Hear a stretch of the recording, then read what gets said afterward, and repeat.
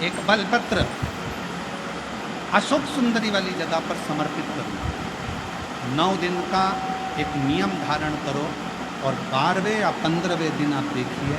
आपका जो दुख है मेरा बाबा उसको काट कर दी। गुप्त नवरात्रे जो आज से प्रारंभ हुए हैं, गुप्त नवरात्रे जो आषाढ़ महीने का ये गुप्त नवरात्रा है, इस नवरात्रे में हेमवती माता का स्मरण करना, एक बेलपत्र का पूजन करना या एक बेलपत्र के वृक्ष के नीचे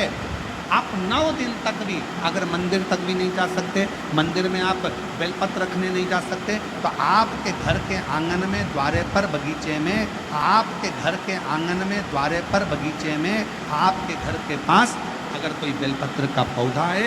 वृक्ष है, उस बेलपत्र के वृक्ष के सामने एक बेलपत्र का पत्ता रखकर भी अगर आप उस पर जल चढ़ा रहे हैं या पूजन कर रहे हैं हेमवती माता के नाम से, तो उसका फल आपको मिलेगा। और मान लो बेलपत्र का वृक्ष भी नहीं है, हम मंदिर भी नहीं जा सकते, हम कहीं नहीं जा सकते, घर से बाहर कैसे निकलें, पानी तेज है, जलवृष्टि हो रही है, बहुत सा पानी है, तो क्या करें? अपने घर में जो शिवलिंग है, तुम्हारे घर में अगर जो शिवलिंग है, तुम्हारे घर में जो शिवलिंग विराजमान है, उसी शिवलिंग के साक्षी है हेमवती माता का नाम लेकर अगर एक बेलपत्र समर्पित करोगे 9 दिवस तक, तो उसका फल मिलेगा। फिर से बोलो, कौन माता? ये कौन है? ये जो महापुराण की कथा करती है, जब माता पार्वती जी हिमालय राज के घर में प्रगति और हिमालयों की कंदरा में बैठकर मां पार्वती जी तपसाधना में लीन हुई। जितनी परीक्षा भगवान शंकर ले सकते थे, शिव जी ने सारी परीक्षाएं, ब्रह्मदेव परीक्षा लेने आए, भगवान नारायण परीक्षा लेने आए, इंद्रदेव आए, सप्तऋषि आए, सारे साधु संतों को परीक्षा लेने भेजा, पर मां परीक्षाओं में पास होती चली गई। तब भगवान शंकर ने दर्शन देकर पार्वती, आज से तुम्हारा नाम हेमवती रहेगा। सुनो पार्वती, तुम्हारे इस नाम की आराधना जो तुम्हारे गुप्त स्वरूप में करेगा, उसको मनवांछित फल की प्राप्ति हो जाएगी। और वो फल, आज कथा अगर प्रारंभ हुई है और आप लोगों को मौका मिला है, तो इस कथा का स्मरण अपने जीवन में, क्या पता भोलेनाथ जी ने बेजापुर वालों पर भारी कृपा करी और बड़ी कृपा करी, जो नवरात्र में कथा मिली और आप लोगों को ये कथा का चरित्र श्रवण करने को पहले दिन ही मिल गया, बीच में मिलते तो 2-3 दिन निकल गए। जो आषाढ़ महीने का जो नवरात्र आता है, जो आज से प्रारंभ हुआ है, और आप सबको मालूम होगा 4 नवरात्रे होते हैं। उन 4 नवरात्रे में 2 नवरात्रे गुप्त माने, और उसमें भी जो आषाढ़ महीने का जो नवरात्र आता है, जो आज से प्रारंभ हुआ है, कहते हैं अगर कोई स्थिर होकर एकांत में बैठकर भगवान शंकर के नाम का मात्र संबोधन श्रवण कर लेता है, सुन ले, गुनगुना ले, शिव को याद कर ले, तो कहते हैं शिव और शक्ति की दोनों की कृपा उसके ऊपर बनी हुई है। 2 गुप्त नवरात्रे होते हैं, थोड़ा ध्यान देंगे। 2 गुप्त नवरात्रे होते हैं। एक गुप्त नवरात्रा यही माघ के महीने में आता है। श्रृंगी ऋषि ने इस गुप्त नवरात्रे का बड़ा वर्णन किया। श्रृंगी बाबा ने इस गुप्त नवरात्रे के बारे में बहुत कुछ बताया, बहुत।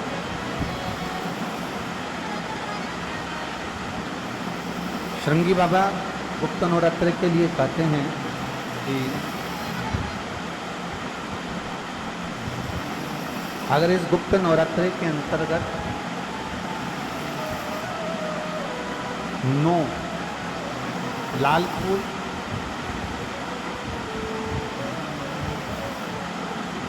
और 5 श्वेत पुष्प, ये दोनों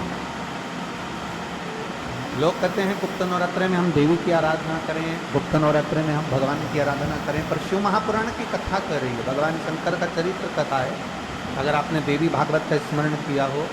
या भगवान शिव की एक पवित्र आनंदमय कथा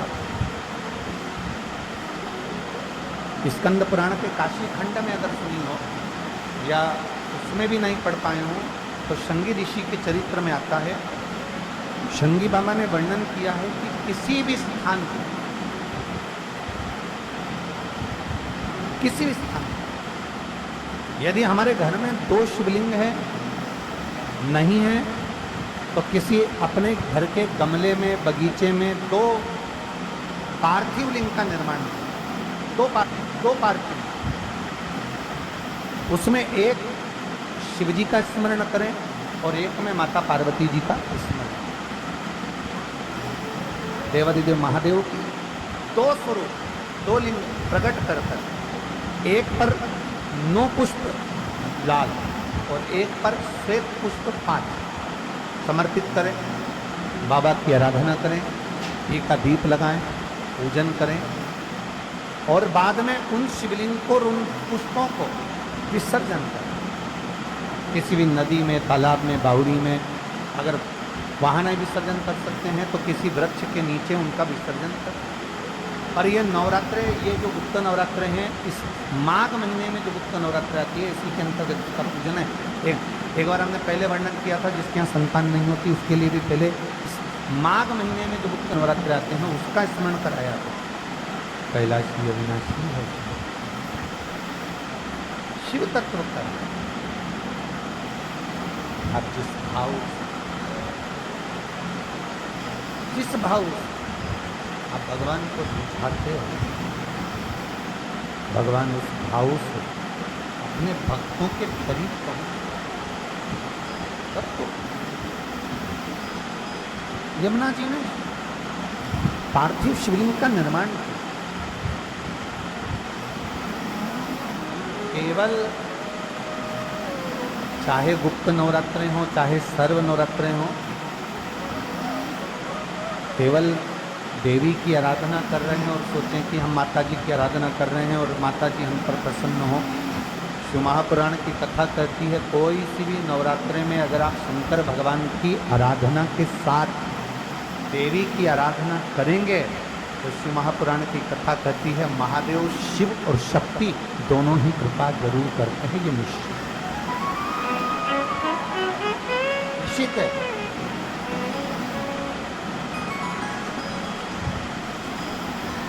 केवल एक की आराधना करें, हम शिव और शक्ति दोनों की आराधना करें, हम शिव और शक्ति की दोनों की आराधना, दोनों की, परंतु भी मौका लगे तब नवरात्रे पड़े, चाहे गुप्त नवरात्रे हो चाहे संपूर्ण विश्व को ज्ञात चैत्री और कुमार के नवरात्रे हों, पर हर नवरात्रे में आप एक विशेष ध्यान रखें प्रत्येक नवरात्रे में कि हमें शंकर भगवान की शिवलिंग की पूजन करें। और एक और बात समझ लें, 2 शिवलिंग का निर्माण नहीं भी कर सकते हैं तो एक शिवलिंग का निर्माण करें और उस शिवलिंग के पास में ही एक छोटा सा मिट्टी का ढेला रखकर माँ जगतजननी जगदम्बा का भी पूजन करें। आपको नहीं बनाना 2 शिवलिंग, तो एक शिवलिंग एक मिट्टी का थोड़ा सा। ऐसा नहीं है कि मेरी माता दुर्गा भवानी पिंडी के रूप में नहीं पूजाती। अगर मेरी माता पिंडी के रूप में नहीं पूजाती तो वैष्णो देवी में 3 पिंडियाँ विराजमान नहीं हो पाती। जितने शक्तिपीठ हैं, आप प्रत्येक शक्तिपीठ में दर्शन करने के लिए जाएंगे तो वहाँ पर भी आपको पिंडी का दर्शन होता ही है, प्रत्येक। ऐसा नहीं कि मेरी माँ पिंडी के रूप में पूजाती नहीं, आप जिस भाव से बचें, जैसे हम कहते हैं हमारे शहर में, हमारे सीहोर नगर में कुबेरेश्वर धाम कंकर शंकर की भूमि है, मतलब वहाँ जो गया है वो कंकर शंकर की आराधना करने के लिए गया है, कंकर शंकर की पूजन करने के लिए गया है। आपके घर में पितृदोष है, आपको ऐसा महसूस होता है, आपको लगता है, तो किसी भी नवरात्रि के पहले जो अमावस्या पड़ती है, गुप्त नवरात्रि, तो अंदाज़ा लगाइए। तो जिस दिन अमावस्या रहे उस दिन चावल की कटोरी में एक कपूर का टुकड़ा रख दीजिए, छोटा सा, और कपूर का टुकड़ा रखकर उस कपूर को दरवाजे के बाहर कटोरी में ही, चावल रखी हुई कटोरी में ही उसको पितरों का स्मरण कर कर जला दीजिए। और जलाने के बाद उस चावल को कहीं भी किसी भी वृक्ष की छाँव में पक्षियों के लिए डाल दीजिए। शिव महापुराण की कथा कहती है, अगर मान लो पितृ आपको कष्ट दे रहे हैं, पितृ आपको तकलीफ दे रहे हैं, कोई काम नहीं होने दे रहे हैं, या कहीं आपको ऐसा लगता है कि पितरों का दोष है, तो वो पितृदोष देवी, अब ये जो आप करेंगे ये कब कर रहे हैं? अमावस्या के दिन आप उसको रख रहे हैं, अमावस्या के दिन उसको रख कर रात भर आपने रखा कपूर के साथ में, सुबह एकम पड़ गई, नवरात्रि लग गई, उसी दिन उसको जलाकर आपने पटक दिया, अर्थात उससे देवी और पितृ इन दोनों का आशीर्वाद जो प्राप्त होता है, तो घर में से पितृदोष समाप्त होकर लक्ष्मी की वृद्धि प्रारंभ हो जाती है, कार्य में सिद्धता आ जाती है। मान लो अगर पितृदोष है तो करो, नहीं है बड़े अलमस्ती से रहो। तो जिस व्यक्ति का कोई कार्य सिद्ध नहीं हो रहा है, कोई कार्य अटक गया है, मिलन नहीं हो रहा है, कोई अदालत तक में बात पहुंच गई है